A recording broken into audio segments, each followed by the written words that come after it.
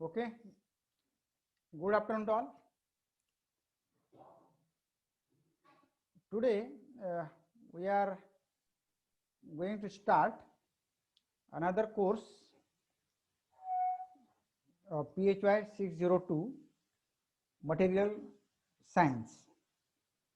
So this is the second course in this semester, Material Science PHY 602. Now this course is related with the previous course, that is the material solid state physics.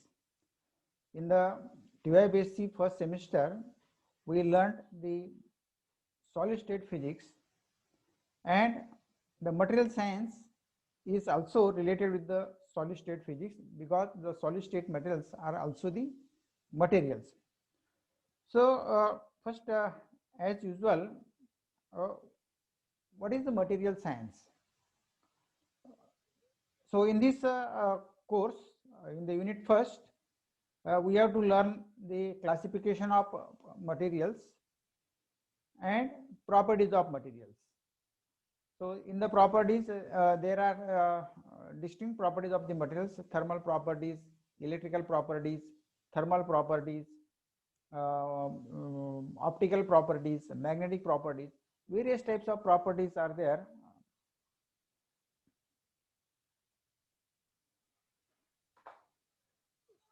So in the first unit of this material science, we will learn the classification of materials, and then we will learn the properties of the materials. In the properties of the materials, there are various properties of the materials: mechanical properties, thermal properties, electrical properties, magnetic properties, or optical properties, like that. So to begin with, first tell me what is the material science. आता आपल्याला या सेमिस्टरमध्ये material science हा अतिशय important असा हा course आहे. This is the foundation for your research, future research works.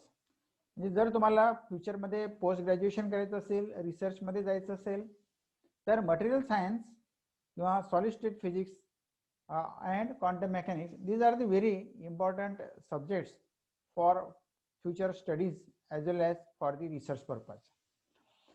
आता मटेरियल सायन्स या शब्द आपण याच्याशी संबंधित काहीतरी थोडंफार मागच्या टर्मला आपण शिकलेलो आहोत सॉलिड स्टेट फिजिक्स मध्ये, मटेरियल्स मध्ये.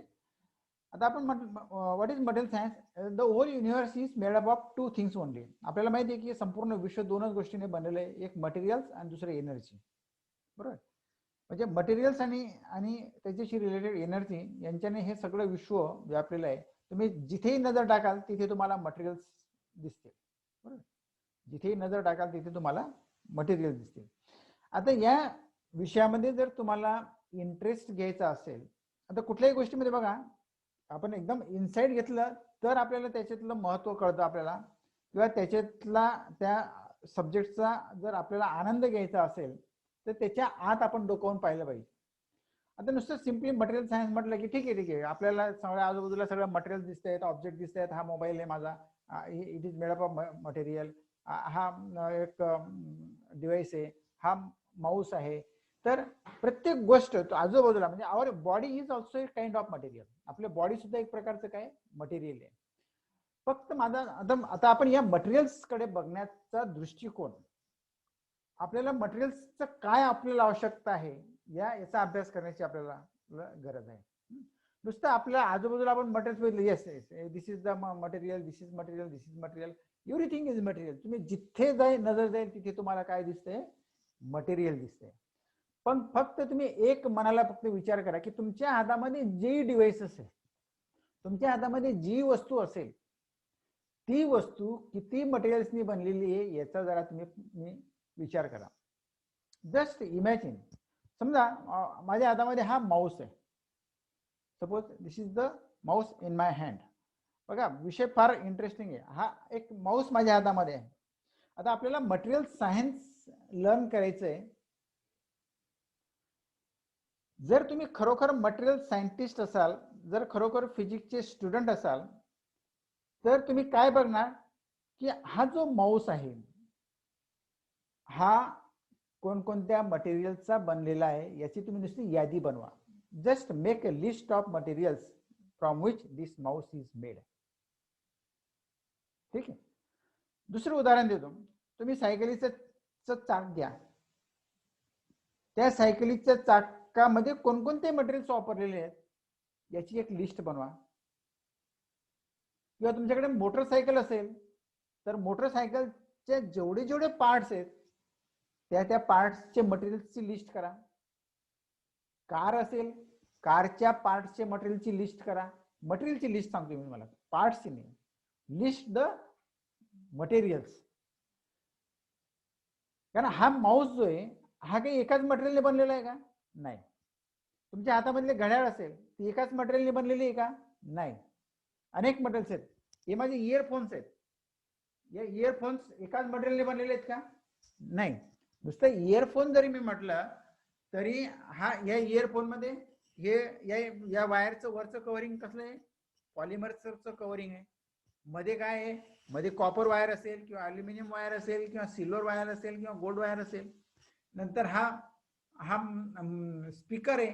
स्पीकरचं मटेरियल कोणतं आहे ते बघा. त्याची वरची कॅप वेगळ्या मटेरियलची आहे, मागचं हे वेगळ्या मटेरियलचं आहे. मध्ये जो मॅग्नेटिक मटेरियल असेल ते वेगळ्या मटेरियलचं असेल. त्या मॅग्नेटमध्ये जी कॉईल असेल ती वेगळ्या मटेरियलची असेल. म्हणजे नुसतं तुम्ही छोटासा कॉम्पोनंट किंवा छोटंसं डिव्हाइस जरी आपण खोलून बघितलं तर त्याच्यामध्ये you will find that the number of materials are used. काय केले? Number of materials are used. अनेक प्रकारचे मटेरियल्स तुम्ही यूज केलेले तुम्हाला दिसतील. तर जसं तुम्ही डिव्हाइस कॉम्प्लिकेशन्स कडे जाणार तसतसे नंबर ऑफ मटेरियल्स वाढत जातील. बरोबर. मी तुम्हाला सांगितलं की सायकली किती जे पार्ट्स आहेत ते कोणकोणत्या मटेरियलचे बनलेले आहेत याची लिस्ट बनवा. मोटरसायकलचे पार्ट्स कोणकोणत्या मटेरियलचे बनलेले आहेत त्याची लिस्ट बनवा. कार कोणकोणत्या मटेरियलचे बनलेले आहेत त्याची लिस्ट बनवा. मग त्याच्या पुढे मग तुम्हाला विमानाचे पार्ट्स कोणत्या मटेरियलचे बनलेले आहेत ते बघा.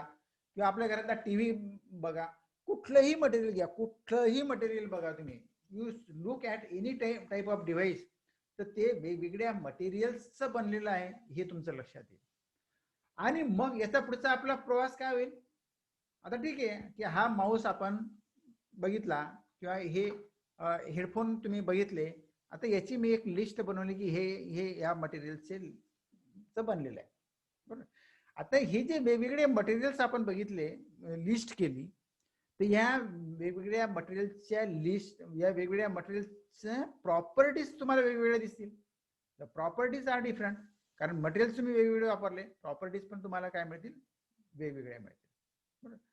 तर आपण मटेरियल्स ज्या ज्या गोष्टीमध्ये वापरतोय त्या ठिकाणी त्या मटेरियल्सच्या प्रॉपर्टीज पण महत्वाच्या आहेत. आता ते मटेरियल्स तुम्ही कोणत्या एन्व्हायरमेंटमध्ये यूज करतायत त्याच्यावर त्याचे प्रॉपर्टी डिपेंड करतात. आता तुम्ही हे मटेरियल फक्त तुम्ही ऐकण्यासाठी यूज करतायत म्हणून त्यात आपल्याला ह्या ज्या वायर आहेत या फ्लेक्झिबल पाहिजे आपल्याला.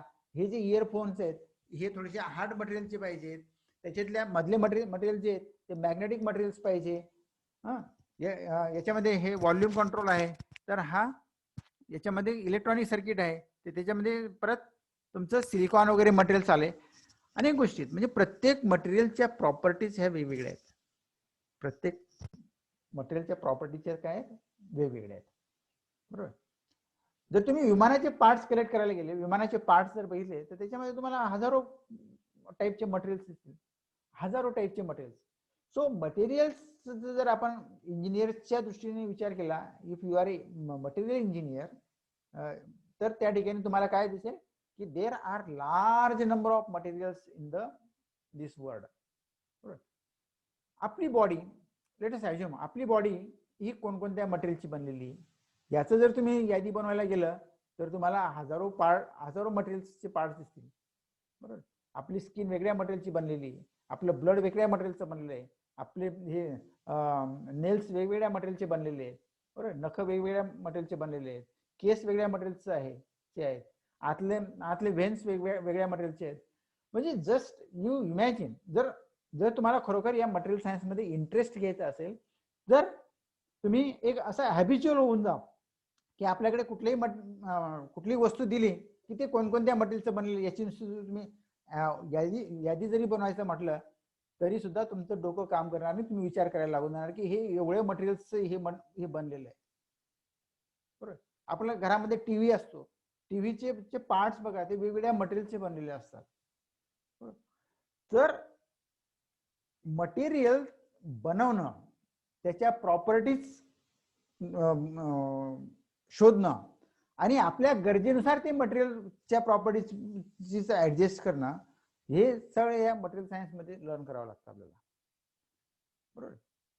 तर आता आपण कन्स्ट्रक्शन मध्ये स्टील वापरतो, आपल्याला फक्त एकच नाव माहिती आहे, steel.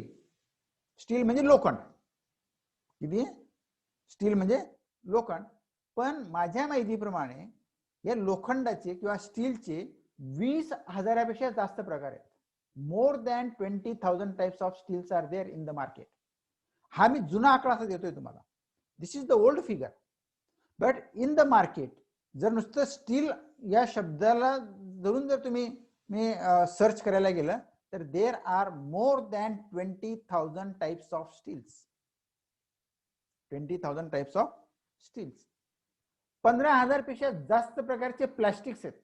There are more than 15,000 plastics. आणि मेटल्स तर मग विचारूच नका, अनेक प्रकारचे मेटल्स आहेत. ऑर्गॅनिक मेटल्स आहे, नंतर ऑर्गॅनिक, इनऑर्गॅनिक मटेरियल्स, बरोबर, पॉलिमेरिक मटेरियल्स, तर वेगवेगळे मटेरियल्स आहेत. तर मग what is the purpose of the study of material science? आता मटेरियल सायन्सचा पर्पज काय की आता the properties of the materials are very important. Properties of the materials are very important. कारण आपल्याला जर प्रॉपर्टीज माहित नसेल मटेरियलच्या तर आपण how you will use that material for a particular application, how you will use the particular material for application. आता तुम्ही रबराचा नांगर बनवू शकता का? रबराचा नांगर तो नांगरेल का शेत? नाही. तर त्याला आपल्याला लोखंडी चांगल्या स्ट्रेंथचा नांगर बनव पाहिजे तरच तो शेत नांगरू शकेल ना, बरोबर की? तर म्हणजे स्ट्रेंथ ऑफ द मटेरियल्स या ठिकाणी इम्पॉर्टंट आली. म्हणजे जर आपल्याला मटेरियलच्या प्रॉपर्टीज माहित असतील किंवा आपल्याला कुठल्या ऍप्लिकेशनसाठी मटेरियल पाहिजे तर त्यानुसार आपल्याला त्याच्या काय करावं लागतील, स्टडी करावं लागेल, प्रॉपर्टीज आपल्याला स्टडी करावं लागतील.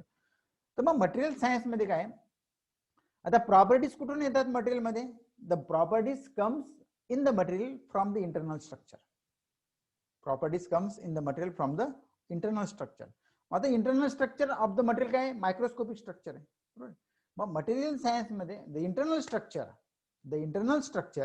Changes the properties of the material.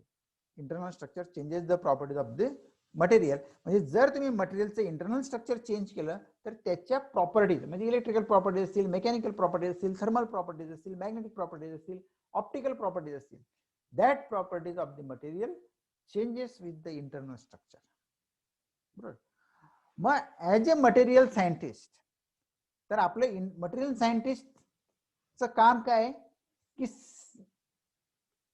Prepare a material for a particular application. एखाद्या ऍप्लिकेशनसाठी आपल्याला मटेरियल प्रिपेअर करायचं आहे. मग त्या ऍप्लिकेशनसाठी त्या मटेरियलच्या कोणकोणत्या प्रॉपर्टीज लागणार आहेत ते आपल्याला बघावं लागेल, बरोबर. म्हणजे समजा आता तुम्हाला स्पेस क्राफ्ट बनवायचं आहे, तर स्पेस क्राफ्ट मध्ये आपल्याला माहिती आहे की स्पेस क्राफ्ट मध्ये टेम्परेचर वगैरे खूप जास्त हाय असतं. तर त्या ठिकाणी तुम्हाला असे मटेरियल्स डेव्हलप करावे लागतील की that materials will not gate damaged at a very high temperature and pressure, बरोबर. म्हणजे असे काही मटेरियल्स तुम्हाला डेव्हलप करावे लागतील की जे हाय टेम्परेचरला विथस्टँड करू शकतील. किंवा काही ठिकाणी असे मटेरियल्स तुम्हाला घ्यावे लागतील की एखादं समजा तुम्हाला एकदम कोल्ड कंट्रीमध्ये किंवा एकदम कोल्ड एन्व्हायरमेंटमध्ये एखादं डिव्हाइस तुम्हाला बनवायचं आहे तर ते डिव्हाइस किंवा ते ऍप्लिकेशन किंवा ते मटेरियल त्या लोअर टेम्परेचरला पण सस्टेन झालं पाहिजे. So the internal properties of the material decides the properties of the material, बरोबर. आणि वेन वी पुट these materials into the service, the service conditions or service behavior also changes the internal structure. आणि जर इंटरनल स्ट्रक्चर चेंज झालं तर आणखी त्याच्या प्रॉपर्टीज मात्र चेंज होऊ शकतात, चेंज होतील, बरोबर. So how the service behavior changes the internal structure and how the internal structure changes the properties of the material. तर याच्यामध्ये एक असं कोरिलेशन आहे. कुठलं कोरिलेशन आहे? Internal structure, properties, service behaviour, म्हणजे अशी तीन गोष्टी आहेत. इंटरनल स्ट्रक्चर चेंज केलं तर प्रॉपर्टीज चेंज होतात, बरोबर आहे. आणि जर आपण हे मटेरियल सर्व्हिसमध्ये ठेवलं, म्हणजे आपण वापरात घेतलं, तर वापर केल्यामुळे सुद्धा त्याच्या इंटरनल स्ट्रक्चरमध्ये काय होतं? चेंजेस होतात. आणि इंटरनल स्ट्रक्चरमध्ये चेंज झाले म्हणजे पुन्हा काय होईल? प्रॉपर्टीज चेंज होतील. म्हणजे हा एक प्रकारे वर्तुळ आहे. या वर्तुळमध्ये काय आहे? Properties, internal structure, properties and service behaviour. म्हणजे सर्व्हिस बिहेवियर म्हणजे हे असं चक्र होईल, बरोबर. म्हणजे आपल्याला when you are deciding a particular material for a particular application, आपल्याला त्या मटेरियलचा किती अभ्यास करावा लागेल याचं एक मी तुम्हाला उदाहरण देतो. जस्ट इमॅजिन की आपल्याला एक ब्रिज बांधायचा आहे, एक ओव्हर ब्रिज बांधायचा आहे. आता ब्रिजवरून आता तो ब्रिज बांधताना आपल्याला कोणकोणत्या गोष्टीचा विचार करावा लागेल की त्याच्यावरून डेली किती वाहनं जाणार आहेत, बरोबर. म्हणजे डेली समजा आज आपण सर्वे केला की आज एखाद्या ब्रिजवरून 100 वाहनं जाणार आहेत. एका बाजूने 100, दुसऱ्या बाजूने 100, किती झाले? 200, बरोबर. म्हणजे हा ब्रिज आहे, याच्यावर या बाजूने 100 वाहनं जात आहेत, हा या बाजूने 100 वाहनं जात आहेत, म्हणजे रोजचे 200 वाहनं जात आहेत. हा आजचा सर्वे, टुडेज सर्वे. पण हा ब्रिज काही तुमचा एका दिवसासाठी आहे का? The bridge is not for only 1 year, so it is for 100 years.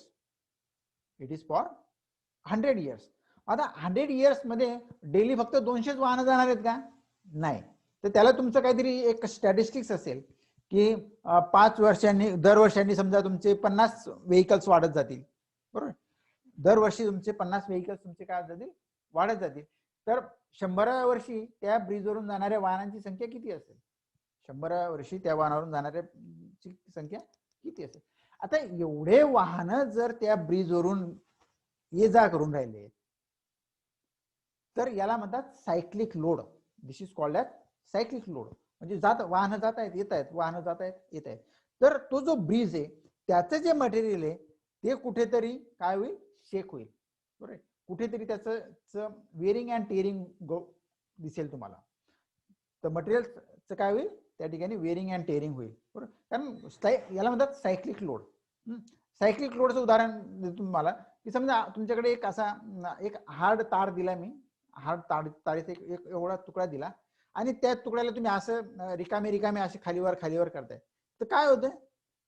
तर म्हणजे त्या तारेची जी स्ट्रेंथ होती सुरुवातीला, ती तुम्ही त्याला सायक्लिक लोड दिल्यामुळे ती स्ट्रेंथ कमी झाली, त्याचं इंटरनल स्ट्रक्चर चेंज होत गेलं. The internal structure is change झालं आणि त्याच्यामुळे तो तार थोड्या वेळाने काय होऊन जाईल? ब्रेक होऊन जाईल. The wire will break after some time due to the cyclic load, बरोबर. आता तसा हा जो ब्रिज आहे याच्यावर तुमचे वाहनं 100 वर्ष जाणार आहेत. हा एवढा स्टडी तुमचा आजच पाहिजे त्या मटेरियलच्या बाबतीमध्ये की ते मटेरियल हजारो वेळा, लाख वेळा जरी त्याला तुम्ही असं हे केलं, सायक्लिक लोड दिला, तरी सुद्धा त्याच्या प्रॉपर्टीज मध्ये फरक व्हायला नको असं डेव्हलपमेंट तुम्हाला करावं लागेल. त्यावेळेला तो ब्रिज तो 100 वर्ष टिकेल. नाहीतर ब्रिज बांधला, 200 वाहनांसाठी तुम्ही तुमचं एस्टिमेट काढलं, 200 वाहनं 8 दिवस गेले, 9व्या दिवशी ब्रिज काय होईल? कोलॅप्स होईल. असं चालणार नाही, बरोबर. सो द मटेरियल सायंटिस्ट जो असतो, मटेरियल इंजिनियर जो असतो, इट सिलेक्ट्स द मटेरियल. तो मटेरियल सिलेक्ट करतो. मटेरियल सायंटिस्टला फार डिमांड आहे आजच्या घडीला. कारण मटेरियल आपण बघा, कुठल्याही गोष्टीमध्ये जी गोष्ट सहज आपल्या हाताला लागते ना, तिची आपल्याला किंमत नसते. पण त्याच्या मागे त्या शास्त्रज्ञांचे जे एफर्ट्स असतात ना, त्यांचा जो स्टडी असतो ना, तो अप्रतिम असतो, अतिशय अप्रतिम. म्हणजे आपण विचारही करू शकत नाही की याच्या इतका विचार केलेला असेल व या तो प्रॉडक्ट डिझाईन करताना इतका खोलवर विचार केलेला असतो की काही वेळेला असं वाटतं की अरे इतका खोल विचार करून, म्हणजे लॅविश तर नाही विचार करते आपण, विनाकारण काही विचार करत नाही का, असं होतं. तर तर मटेरियल, आता समजा तुम्हाला फुटबॉल बनवायचा आहे, फुटबॉल काय तुम्ही काय लाकडाचा बनवणार? तर फुटबॉल कशासाठी, मग कशाचा बनला पाहिजे की की तो इट शुड गेट बाउन्स, तो बाउन्स झाला पाहिजे. मग तुम्ही काही लाकडाचा तर फुटबॉल नाही चालू शकणार ना, बरोबर. क्रिकेटचा बॉल असेल, टेनिस बॉल असेल, तर हे सगळं मटेरियल्स आहेत. ऑल दीज आर मटेरियल्स, बरोबर. तर हे मटेरियल्स तयार करताना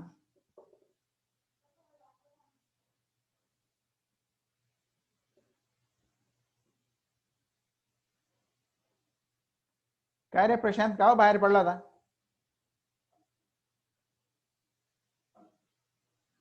प्रशांत, तुला आवाज येत नाही माझा प्रशांतला?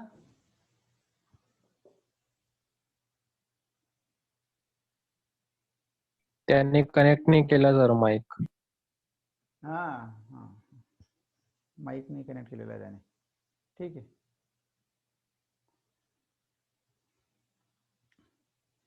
तर मटेरियल सायन्स स्टडी करताना आपल्याला त्या मटेरियलच्या इंटरनल प्रॉपर्टीज माहिती पाहिजे, म्हणजे इंटरनल स्ट्रक्चर माहिती पाहिजे.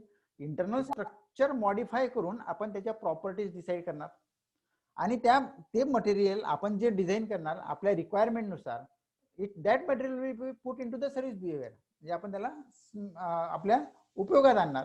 आणि ज्यावेळेला आपण मटेरियल उपयोगात आणतोय तर त्यावेळेला सुद्धा त्याच्या प्रॉपर्टीजमध्ये चेंजेस व्हायला नको, तर ते लॉंग लाईफ टिकेल, बरोबर.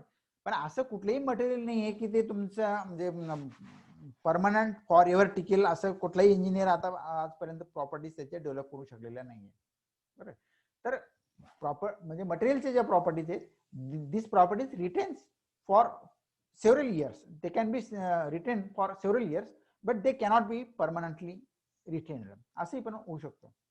तर सांगायचा अर्थ असा की आपण हे जे मटेरियल्स, आपण मटेरियल सायन्स आपण स्टडी करतोय, दिसायला अतिशय सोपा सब्जेक्ट आहे, बरं का. पण त्याच्यामध्ये इन्साइट फार महत्वाचं आहे. इन्साइट काय, विजन काय, या कोर्समध्ये आपल्याला काय बघायचं आहे, बरोबर. तर मटेरियल्स आपल्याला वेगवेगळे डेव्हलप कसे करता येतील, त्यांच्या प्रॉपर्टीज आपल्याला कशा डेव्हलप करता येतील, how to modify the properties of the material, बरोबर. आपल्याला मटेरियलच्या प्रॉपर्टीज मॉडिफाय करायच्या आहेत, आणि त्या आपल्याला गरजेनुसार करायच्या आहेत. तर ह्याच्या मटेरियल डेव्हलपमेंट असेल तर याच्यामध्ये एक सूत्र वापरलं जातं, आणि ते सूत्र असे, a better performance material at lower cost. Better performance material at lower cost, बरोबर. येते लक्षात?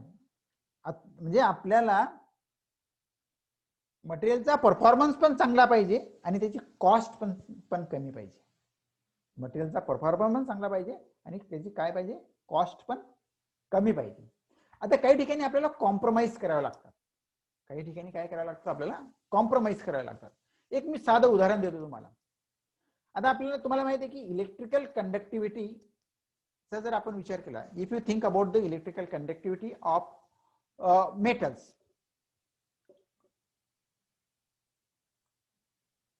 अरे काय बाहेर पडतायत आणि परत जॉईन होत आहेत, Jimisha you left and again rejoin.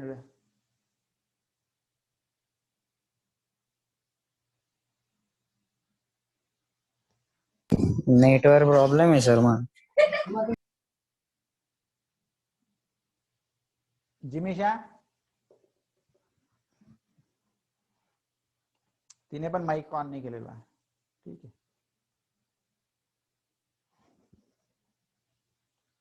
जिमिशा आवाज येतोय का?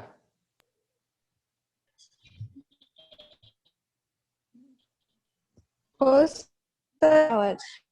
ठीक आहे चला, ओके. हा, तर मी काय म्हणत होतो, ओके माईक बंद कर. हा, तर आपल्याला काही ठिकाणी मी सूत्र काय सांगितलं की better performance material at lower cost is the aim of the study of material science, की चांगल्या प्रॉपर्टीचं मटेरियल कमी किमतीला डेव्हलप करणं, this is the aim of the material science. हा मटेरियल सायन्सचा उद्देश आहे. कमी किमतीमध्ये जास्तीत जास्त चांगलं मटेरियल देणं, हा उद्देश आपला मटेरियल सायन्स स्टडीचा आहे. पण काही ठिकाणी आपल्याला कॉम्प्रोमाइज करावं लागतं. कॉम्प्रोमाइज कसं करतो आपण, आता बघा की आपण इलेक्ट्रिकल कंडक्टिव्हिटी आपण मेटल्सची बघूया. आपल्याकडे मेटल्स समजा गोल्ड आहे, सिल्वर आहे, ॲल्युमिनियम आहे आणि कॉपर आहे. बरोबर, 4 मटेरियल्स आपण इलेक्ट्रिकल गुड कंडक्टर्स मध्ये आपण घेऊया. कोणकोणते? गोल्ड, सिल्वर, कॉपर आणि ॲल्युमिनियम. 4 मटेरियल्स मी तुम्हाला दिले. आता याच्यामध्ये सगळ्यात जास्त गुड इलेक्ट्रिकल कंडक्टिव्हिटी कोणाची आहे? तर gold has a good electrical conductivity. बरोबर, गोल्डची सगळ्यात इलेक्ट्रिकल कंडक्टिव्हिटी काय? सगळ्यात गुड आहे. आणि या 4 मटेरियल्सच्या कंपॅरिझन मध्ये ॲल्युमिनियमची इलेक्ट्रिकल कंडक्टिव्हिटी थोडी कमी आहे. बरोबर, आता मला जर समजा गुड मटेरियल वापरायचं आहे, I want to use a good material, म्हणजे आपल्याला जो इलेक्ट्रिकल लॉस आहे तो कमी करायचा आहे, तर मग मला घरामध्ये कोणती वायरिंग केली पाहिजे? गोल्डची वायरिंग केली पाहिजे. कारण gold is a good conductor of electricity. बरोबर, आता मी जर घरामध्ये गोल्डच्या वायरची इलेक्ट्रिकल कंडक्टिव्हिटी करायचं, आपलं इलेक्ट्रिक फिटिंग करायचं म्हटलं, तर मी किती श्रीमंत असलो पाहिजे? मग प्रचंड श्रीमंत असलो पाहिजे. बरोबर, प्रचंड श्रीमंत असलं पाहिजे. मग आता मला आहे का शक्य? नाही. I cannot offer. जरी त्याची प्रॉपर्टी चांगल्या आहेत, पण त्याची कॉस्ट मात्र खूप जास्त झाली. Cost is very high. It is not affordable. बरोबर, म्हणून मी घरामध्ये गोल्डची इलेक्ट्रिकल वायरिंग करू शकत नाही. मग त्याच्यानंतरचं मटेरियल कुठलं आलं? सिल्वर. सिल्वरची पण तीच गत. Silver is costly. बरोबर, सिल्वरचं मी वायरिंग बनवू शकत नाही, कारण इट इज व्हेरी कॉस्टली. जरी प्रॉपर्टीज चांगल्या आहेत, electrical conductivity is the requirement. आपली रिक्वायरमेंट काय? Electrical conductivity, good electrical conductivity. बरोबर, मग आता पुढचा मटेरियल येते आपलं कॉपर. बरोबर, आता copper is available at lower cost. Copper is available at lower cost and the properties are also good. काही इतके काही टाकून देण्यासारखी त्याची कंडक्टिव्हिटी नाही आहे. बरोबर, म्हणजे त्याची जी इलेक्ट्रिकल कंडक्टिव्हिटी आहे, मग मी काय केलं? मी कॉम्प्रोमाइज केलं की ठीक आहे बाबा, गोल्ड आणि सिल्वर पेक्षा कॉपरची इलेक्ट्रिकल कंडक्टिव्हिटी थोडीशी कमी आहे ना, चालेल, कारण तो कॉस्ट किती वाचवतोय माझी? It reduces the cost. बरोबर, आणि म्हणून we use the copper wiring for electrical fitting in our domestic purposes. पण आता हा जो कॉपर आहे, ही कॉपर वायर पुन्हा तुम्हाला हे जी MSCB आपल्याला जी वीज पुरवते, त्या सगळ्या वायरिंगसाठी आपण कॉपर वापरू शकतो का? कारण त्यासाठी जर वापरायचे म्हटले तर MSCB आपल्याला जी आज 5-7 रुपये दराने जी वीज देते, ती आपल्याकडनं 50 रुपये युनिट प्रमाणे घ्यायला लागून जाईल. कारण काय? The cost of the MSCB installation, infrastructure cost काऊन जाईल, MSCB ची वाढून जाईल. बरोबर, मग त्या ठिकाणी परत MSCB ने काय कॉम्प्रोमाइज केलं? नाही बाबा, आपल्याला कॉपर काही परवडण्यासारखं नाही, म्हणून ऍट लोअर कॉस्ट ॲल्युमिनियम. म्हणून त्यांनी काय प्रिफर केलं? ॲल्युमिनियम प्रिफर केलं. जरी ॲल्युमिनियमची थोडीशी इलेक्ट्रिकल कंडक्टिव्हिटी ही कॉपर पेक्षा कमी असेल, तरी पण त्यांना ते चालणार आहे, कारण it has the lower cost. बरोबर, तर प्रॉपर्टीज मध्ये आपण थोडंसं कॉम्प्रोमाइज केलं. प्रॉपर्टीज मध्ये आपण काय केलं? कॉम्प्रोमाइज केलं ऍट ए लोअर कॉस्ट. बरोबर, तर दिस इज द, म्हणजे सांगण्याचा उद्देश असा आहे, this is the purpose of the study of material science. आज मी तुम्हाला मटेरियल सायन्सचा कुठलाही थेरॉटिकल पार्ट मी इथे कव्हर केलेला नाही. बरोबर, so today I have tried to explain you only the importance of the material science. म्हणून कुठलाही सब्जेक्ट लर्न करताना त्याचा इनसाइट बघत चला तुम्ही. फिजिक्स एवढं इंटरेस्टिंग आहे, एवढं इंटरेस्टिंग आहे, तुम्ही जितकं त्याच्यामध्ये इन्व्हॉल्व होणार तितकी तुम्हाला मजा येणार. जर तुम्ही नुसतं त्याच्याकडे असं कॅज्युअल बघितलं तर मग त्याच्यामध्ये काही मजा नाही. बरोबर, तर आपल्याला या मटेरियल सायन्सचा पर्पज आहे की the better material, the better performance material at the lower cost develop करणं. This is the purpose of the material science. तुम्ही घरामध्ये बघा, जस्ट आजचे दिवस असा एक विचार करा की तुमच्या जो हातामध्ये जी वस्तू लागेल ती किती पार्ट्सची बनलेली, किती मटेरियलची बनलेली, याची जरी तुम्ही यादी बनवायला गेले तरी सुद्धा तुमचं डोकं काम करणार नाही. साधा पेन घ्या, हातात लिहायचा पेन, पेन मध्ये बघा किती मटेरियल्स वापरलेले आहेत. त्याचं बाहेरचं कव्हर वेगळं, त्याचं ग्रिपचं कव्हर वेगळं, ते पुढचं कव्हर वेगळं, मधली रिफिलचं मागचा भाग वेगळा, पुढचा रिफिलचा भाग वेगळा, त्याच्यातला नोझलचा भाग वेगळा. बघा, you will get more and more interest. तुम्हाला असे समजेल की अरे हे तर प्रत्येक एवढे मटेरियल्स याच्यामध्ये वापरलेले आहेत, म्हणजे आपलं डोकं त्या ठिकाणी काम करणार नाही. तर हे जे मटेरियल्स आपण डेव्हलप करतो ते मटेरियल तुम्ही कोणत्या ऍप्लिकेशनसाठी वापरणार आहेत, मग ते ऍप्लिकेशन डिटरमाइन करेल की तुम्हाला त्याच्या प्रॉपर्टीज काय काय हव्या आहेत. बरोबर.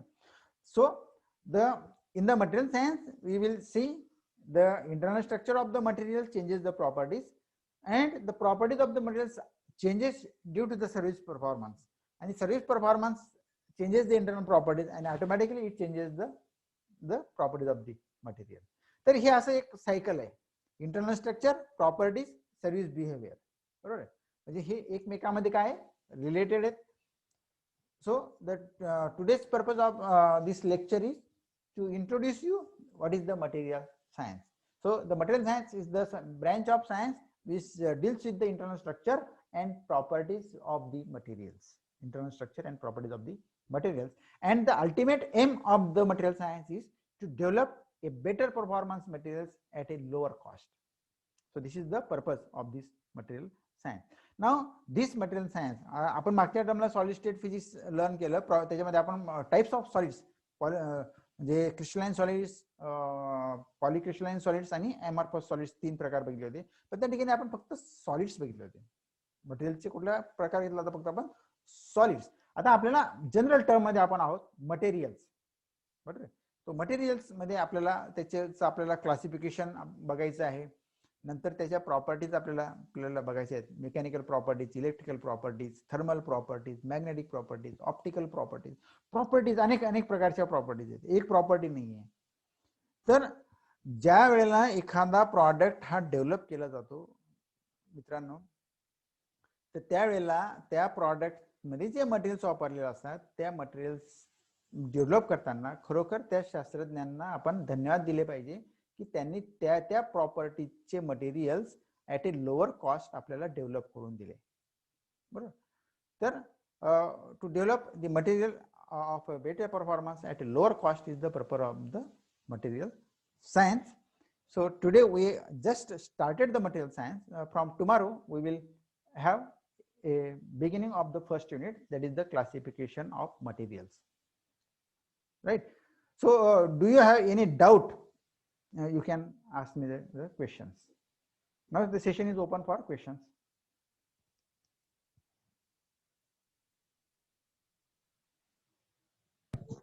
सर डाऊट नाही, इंटरेस्टिंग टॉपिक आहे, बघूया उद्यापासून. हा हा, नाही पण माझा आवाज तुम्हाला व्यवस्थित समजतो ना, क्लिअर येतो ना आवाज? हो सर, एकदम क्रिस्टल क्लिअर. हा, ओके ओके, चला ठीक आहे. उद्या याच वेळेला. अरे आणि एक लक्षात घ्या, अरे माझ्याकडे एका वेळेला लिंक टाकली जात नाही, पण मी 12:15 जॉईन असतो. बरोबर. 12 from Monday to Saturday. Snehal Rajput joining at the end.